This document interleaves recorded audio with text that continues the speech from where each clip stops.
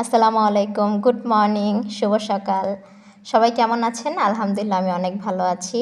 আর আজকে আমি ব্লগটি স্টার্ট করছি দোহার নবাবগঞ্জ থেকে। আমি আমার বোনের বাসায় এসেছি। আমি এসেছি কালকে হঠাৎ করে। আমার বড় বোন অনেক আগেই উঠে গিয়েছে, ও বাহিরে হাঁটাহাঁটি করতে গিয়েছে। আর আমি মাত্র উঠলাম, আমি উঠে গেটটা খুললাম, বাহিরের প্রকৃতি দেখলাম। কারণ ওদের এই সাইডটা পুরোটাই শহরের মতন, চারপাশে শুধু বিল্ডিং আর বিল্ডিং। একটা দুইটা সাইড আছে যেটা টিন সেট বাসা, গ্রামের মতন তো একদমই মনে হয় না। সো আমি বাহিরে একটু দেখলাম, বেশ ভালো লাগছিল আবহাওয়াটা, রোদ উঠেছিল। এইটা ওর শ্বশুর বাড়ি, এইটা ওর শ্বশুর বাড়ি, আর এটা হচ্ছে ওর নিজস্ব হাজব্যান্ড ওকে বানায় দিচ্ছে। প্রত্যেকটা মানুষের জীবনে কিছু না কিছু কষ্ট থাকে, কেউ বলতে পারে, কেউ বলতে পারে না। আমার জীবনটা না তেমনই, চাইলেও আমি কাউকে কিছু বলতে পারি না। আমি মনে প্রাণে আল্লাহ তাআলাকে অনেক বিশ্বাস করি। আমার জীবনে যাই হয়ে যাক না কেন, কেউ আমাকে কোথাও ঠেকিয়ে রাখতে পারবে না। আল্লাহ তাআলা আমার যদি সহায় থাকে তাহলে আমি কাউকেই ভয় পাই না। আর আমার জীবনে যাই হোক না কেন, সবই আল্লাহর রহমতেই হবে। আমি মনে প্রাণে অনেক বেশি আল্লাহকে বিশ্বাস করি। আমার বোনের 3টা বেডরুম আর একটা ডাইনিং, যেটা পর্দা সরিয়ে দিলাম সেটা তো দেখতেই পেলেন। এটা কিচেন রুম, এটা ওয়াশরুমের সাইড। ওয়াশরুমের সাইডটা আমার বেশ ভালো লেগেছে। একটা সাইডে জানলা দিয়েছে। আর ওর ঘরটাকে, মানে আমার বড় আপু ওর ঘরটাকে মানি প্ল্যান্ট দিয়ে কিচেন রুম, ডাইনিং, তারপর ওয়াশরুমের সামনে খুব সুন্দর করে সাজিয়েছে, যেটা আমার কাছে বেশ ভালো লেগেছে, ইন্টারেস্টিংও লেগেছে। ঘরে যদি এমন সবুজ দিয়ে ঘেরা থাকে, ডেকোরেশন করা থাকে, তাহলে আমার প্রচণ্ড ভালো লাগে। আর ওর রুমে তেমন কোনো ফার্নিচার আনা হয়নি, বিকজ ওর হাজব্যান্ড বাহিরে থাকে। ওর হাজব্যান্ড আসার পরে ওরা হাজব্যান্ড ওয়াইফ মিলে খুব সুন্দর করে রুমটা ডেকোরেশন করবে। তো তার কারণে ওর ঘরটা বেশ ফাঁকা ফাঁকা লাগবে। আপনারা একটু ম্যানেজ করে নেবেন, দেখতে যদিও ততটা খারাপ লাগছে না। আর এখন আমি আমার আপুর সাথে কিচেন রুমে চলে আসলাম। আর এইখানে আপু বানাচ্ছে চা, আর আমি এইখানে জাস্ট একটু মানে দেখাচ্ছি, এমন ভাব করছি যে আমিই চা বানাচ্ছি। আসলে আমার আপুই পুরোটা বানিয়েছে। আর চা ছিল খুবই মজাদার একটি চা। আমি অনেক বছর পর এমন চা খেলাম। আমি আমার বোনের বাসায় এসেছি বিশেষ কিছু কারণে। আমার মন মানসিকতা খুবই খারাপ। আমার কাছে মনে হয়েছে যে আমার আবহাওয়া চেঞ্জ করা দরকার। কারণ জীবনে এমন কিছু ঘটনা থাকে, সেটা তো আমি আগেই বললাম, যা বলা যায় না। আর আমি তেমনভাবে কাউকে বলতেও চাই না।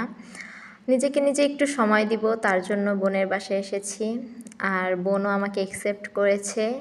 এখানে এসে নতুন করে চিন্তা ভাবনা শুরু করছি জীবন নিয়ে, কতটুকু আমি কি করেছি পিছনে, সামনে আমি কিভাবে কি করব, এইগুলোই নিয়ে জাস্ট চিন্তা করছি। আমার বোন আর আমার ভাগ্নি আমাকে অনেক সাপোর্ট করেছে কিছু কিছু বিষয়ে। ওরা আমার কথা শুনছে, আমাকে বুঝতে পারছে, যেটা আদার্স কোনো মানুষ আমাকে বুঝতে পারছে না, আমার কথাগুলো শুনছে না। আছে আমার লাইফে কিছু মানুষ আছে, আমার কাজিন মনিকা, মুক্তা ফ্রেন্ড, আরও কয়েকজন মানুষ আছে, অনেক কাছের মানুষ। আর সেই মানুষগুলো আমার এই ব্লগ দেখে, আমি জানি এখনও দেখছে।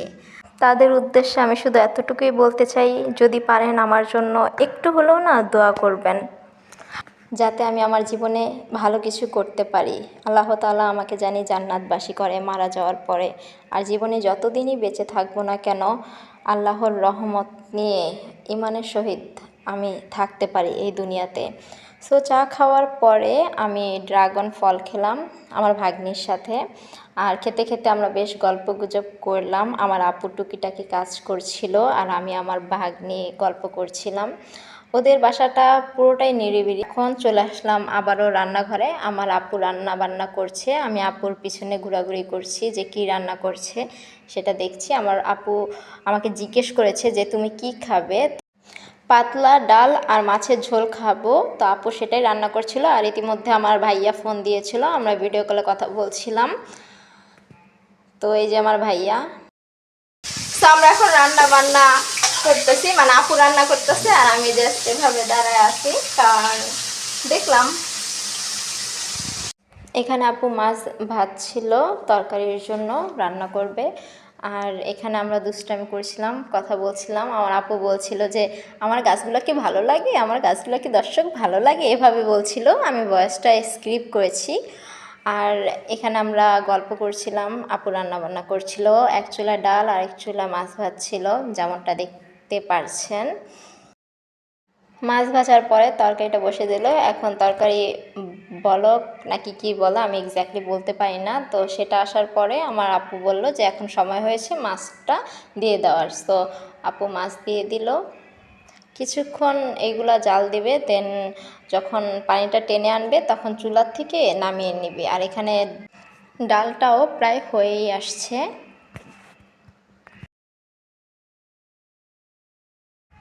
রান্নাবান্না ভালোই চলছিল, হঠাৎ করে বৃষ্টির আগমন ঘটলো। আমার আপু তাড়াতাড়ি রান্না রেখেই আমি দাঁড়িয়েছিলাম এখানে কিচেন রুমে। আর আমার আপু চলে গেল, আমার জামা কাপড় বাহিরে মেলে দিয়েছে ধুয়ে, তো সেগুলা নিয়ে আসতে গেল। আমি আসার ফলে আমার আপুর কাজ কামের অনেক চাপ পড়ে গেছে।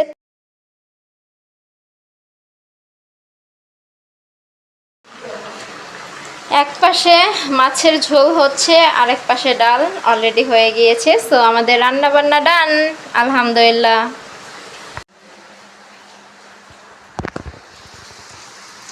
বাইরে বৃষ্টি হচ্ছে।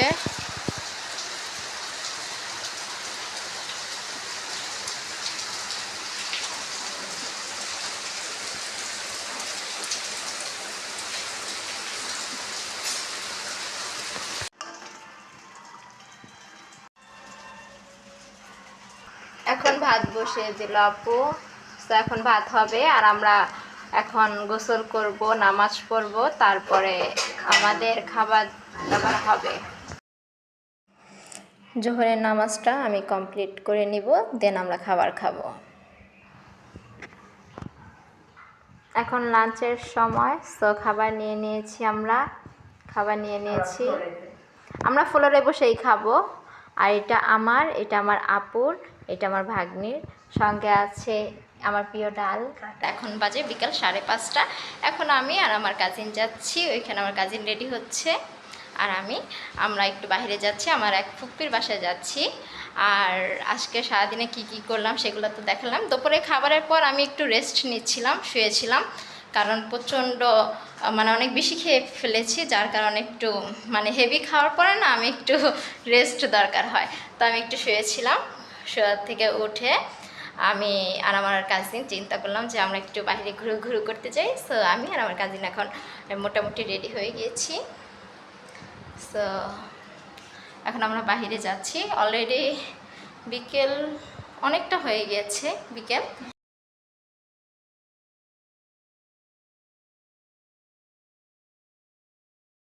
আমরা এখন বের হয়ে গিয়েছি। আমরা দুজন হাঁটছিলাম, কারণ গাড়ি পাচ্ছিলাম না, অটো রিক্সা কিছুই পাচ্ছিলাম না। দুজনে গল্প করছিলাম আর হাঁটছিলাম। ওদের বাসার এই সাইডটা আমার বেশ ভালো লেগেছে, কারণ পুরোটাই সবুজ দিয়ে ঘেরা। আর আমার নর্মালি গ্রামে আসলে সবুজে ঘেরা সব কিছু অনেক বেশি ভালো লাগে। সো চলে এসেছি ফুপ্পিদের বাসায়, ওনার ছোট ছেলেটাকে দেখতে পেলাম। চলে এসেছি আমার ফুপ্পির বাসায়। সো বেশ কয়েক বছর পর ফুপ্পির সাথে দেখা, আলহামদুলিল্লাহ। অনেক দিন পরে দেখা হলো, ভালো লাগলো ফুপ্পির সাথে দেখা হয়ে। আমার খুব ছোটোবেলা থেকেই এই ফুপ্পিটা কোলে নেয় আর অনেক আদর করে। এত বড় হয়ে গিয়েছি, এখন পর্যন্ত সে আমাকে বাবুদের মতন ট্রিট করে। ফুপ্পির বাসা চা দিল, বিকেলের নাস্তা দিল। এখন বাসায় চলে এসেছি, ওইখানে একটু গল্প করেছি। আর এখন মাত্র বাসায় আসলাম, মাগরিবের আজান দিল। সো নামাজ পড়বো, রাত্রে আবার দেখা হবে আপনাদের সাথে। সো আমরা খাবার খেয়েছি, এখন আমার বোন গেট লাগাচ্ছে। আর আমি আমার ব্লগটি এখানেই দিয়ে এন্ড করছি। যদি আমার ব্লগটি ভালো লাগে তাহলে সবাই প্লিজ লাইক করে দিয়ে যাবেন, কমেন্টের মাধ্যমে জানাবেন আমার ব্লগটি কেমন লাগলো। ধৈর্য ধরে ভিডিওটি দেখার জন্য সবাইকে অসংখ্য ধন্যবাদ। Thank you. আসসালামু আলাইকুম। আল্লাহ হাফেজ।